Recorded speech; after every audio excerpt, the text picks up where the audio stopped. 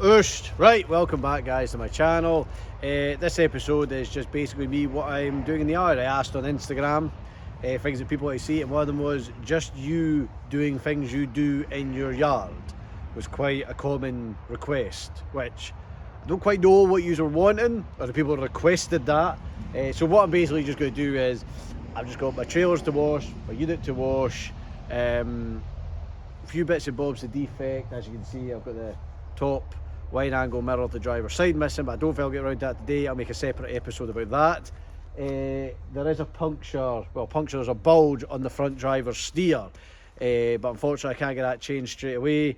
I've phoned the tyre fitters out. They're going to come back later on, either this afternoon, maybe tomorrow hopefully, and put new sets of boots on the front. That'll get us back out Monday first thing.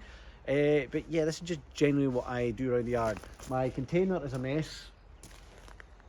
Trailers need washed, the bed needs washed, my binders, dwangs, whatever you want to call them, need oiled. And just a reorganisation. My car needs kind of cleared out. It's all to hell because we've been busy. We haven't, things have just been getting chucked about. So that kind of stuff, that's all I'm really doing today. But if you want to continue watching, keep watching. Let's get cracking. Now I've raised the suspension up with the unit and trailer, so it gives me plenty of clearance to wash underneath. That's down.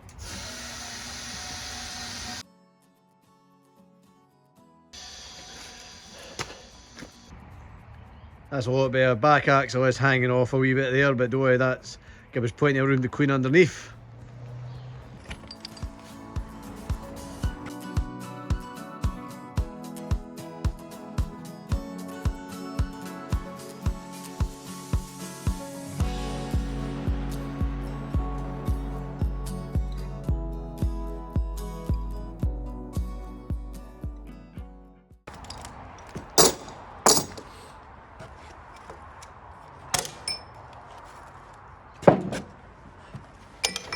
Right, that was all just piled up a mess because I literally just finished the job there. It was raining, I wanted to get away, and I knew I was going to take them all back out anyway, so I just chucked them in the deck and got the hell out of there.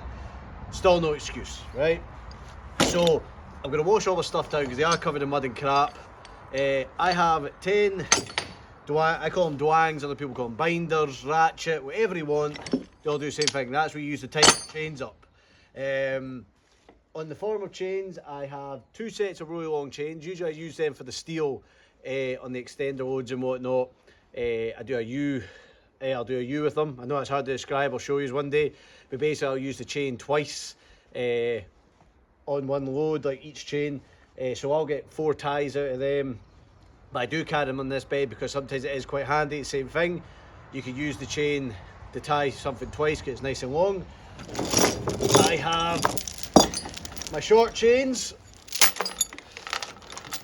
which I have 2 small hooks on either side, 4 of them, and then I have 4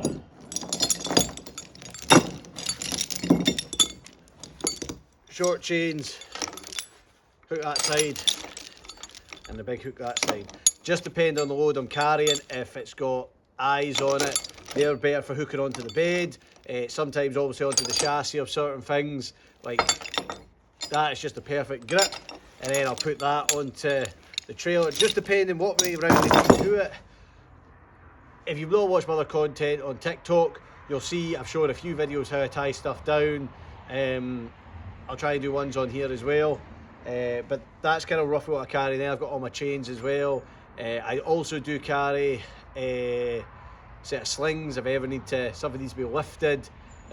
Brothers as well, not that often, I don't really carry them with me, but if I do know I'm going to a job or I've got containers and that, I will take them with me. Usually I don't need to because somebody else will hold it, they're going to lift it off, but it is handy because sometimes I've got to sites and then they don't have any proper chains to lift things off. But then you get to a stage where you can be over carrying too much stuff and you're hiving it around and you've got to move it all out the way, and that takes time. But that's what I'm going to do. But anyway, I'm going to start washing all this, washing the bed of the trailer and the side trailer and the unit and whatnot. Now you remember at the start of the video I also said I found a defected tyre? Now that is not anything that can be repaired, and I'm so glad I've spotted this. So that is a bulge. Now I know standing here is quite stupid because this is like standing next to a grenade, but the pressure is down to probably about 60 psi, which is enough to, you know, do some damage. But that can't be repaired. I mean, you can, I don't know if you can see in the camera here, but that bulge is not affected here, it's running down the side as well. So I'm not going to put any more air in that, and as it is, it's dropping as we speak. So I'm going to get a jack underneath that now, jack her up, so when the tyre does deflate, the whole unit will still be up in the air for the tyre fitters to come, because the last thing we want to do is put anyone in danger of, you know, this being on the deck, not getting a jack underneath, needing to put air in the tyre just to get this off the deck, and then the risk of this blowing up, hurting someone and causing damage as well. There's my bottle jack that I use. Now, it's quite handy, I found this thing and I've never seen one, but we see when you're underneath, you don't exactly get the height to do that. And I know you get air powered ones, but compressor and all that. But see, for me, put that on the side and this operates from the side. So it's a lot easier when you're in tight spaces. God damn it, Sandy, easier for me. Does that fit there? It does, here we go. Oh.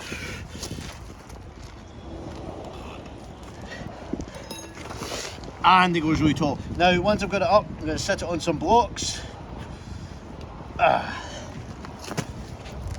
Luckily, I'm skinny enough to get under here.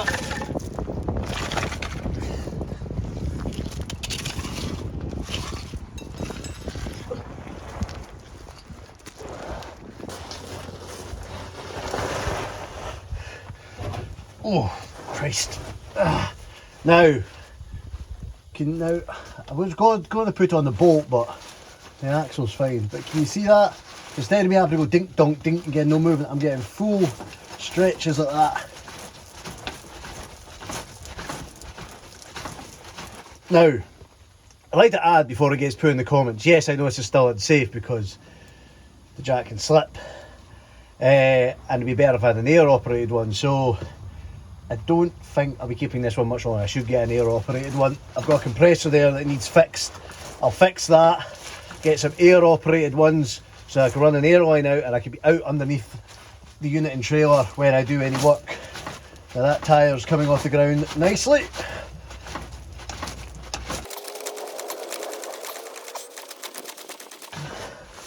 Right, let's have a look here.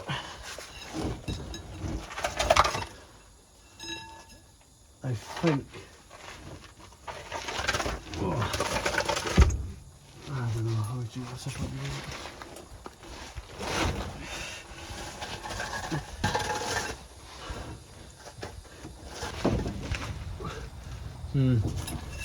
It's a little bit more.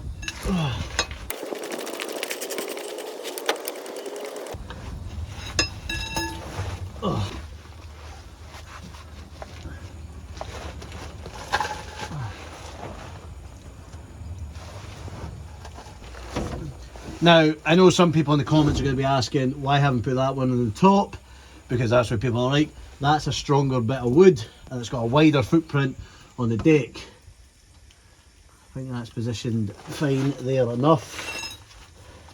Take the pressure off the jack, nice and steady.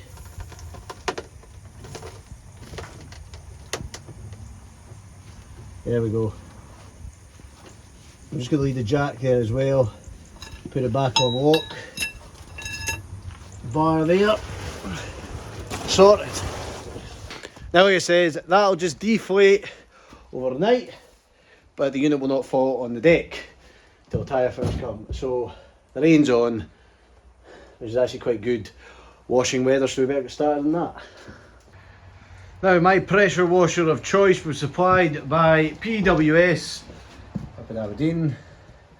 It's a great piece of equipment. She's a hot pressure washer as well. I've had it for about a year now. What did I pay for it? I think I paid around about 3,000. I don't think I paid 3,000. I think I got a good deal. It was under 3 grand. It was 2.5 grand. Sorry, I should know that, but I can't remember off the top of my head.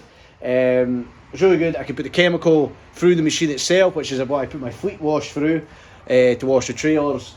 And then I've also got my snow foam bottle as well, with all my stuff that's supplied to me by All Perfect.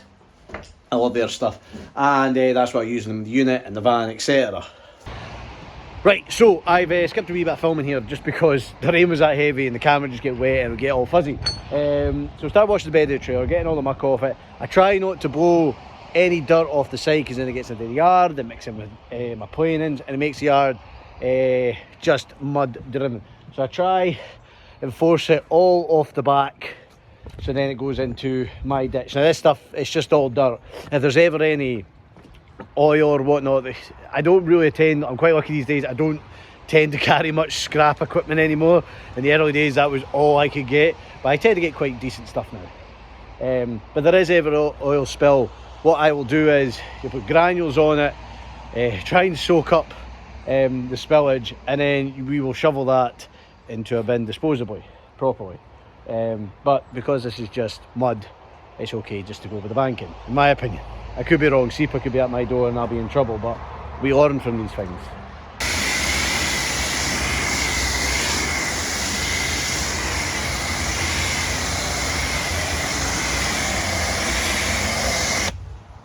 Right, forgive me, my container is a bit of a mess. I do need to give it a clear out, but not today.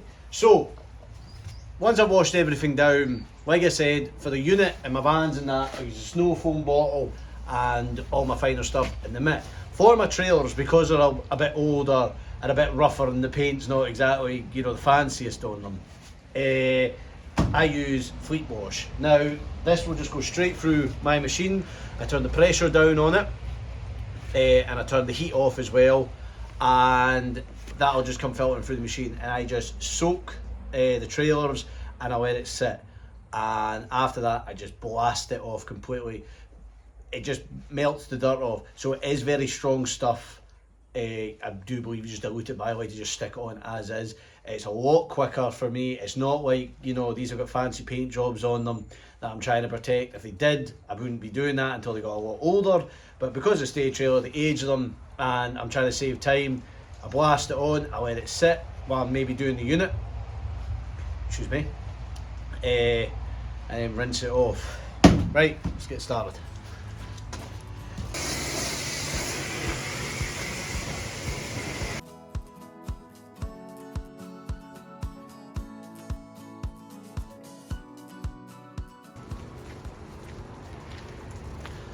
Now, one thing I will say about this, I did tell you the chemical is pretty strong and you do need to water it down. I mean, you really need to water it down, because if this does blow back on you and you inhale it, you can feel it in the back of your lungs. So I should maybe wear a mask or watch your skin while you do this. I should really recommend this, but this is what I do, okay?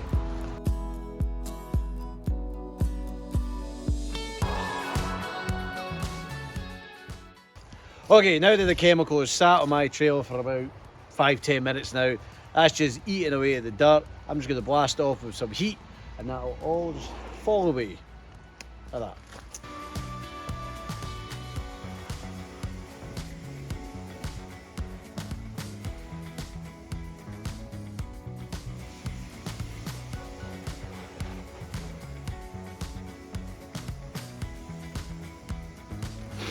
Right guys, really sorry, but I am going to cut this video short. Like I said, this was just a general messing around in the yard, what I do. The real reason I can't do this stuff, one, it needs done, obviously, and two, I enjoy it, and it's kind of that decompression of all the crap. I like coming to my yard, my phone not ringing, maybe putting my headphones in, a bit of music, and just doing this kind of stuff. Even though like the greasing and all these kind of things, like, oh god, like can't be arsed crawling underneath.